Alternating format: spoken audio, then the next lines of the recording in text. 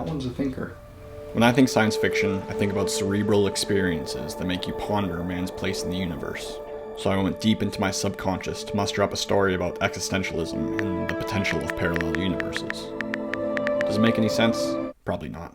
But that's life. Thank you.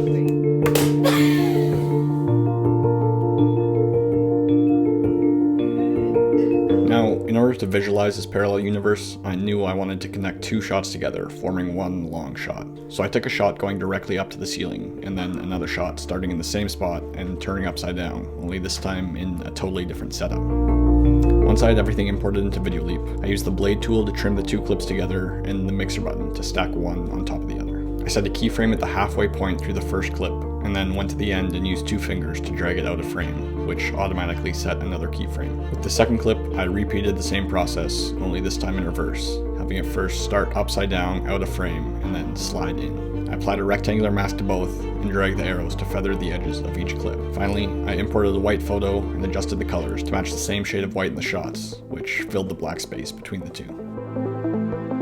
For another shot, I wanted to make it look like the egg fell off the counter and started levitating into the next scene. So I set up a green screen, dangled the egg by a fishing wire, and then cut the wire.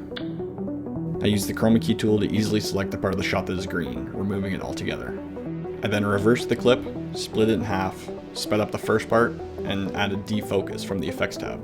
I clicked the animation button, out, and then fade out, which gave the subtle appearance of motion blur as the egg comes to a stop.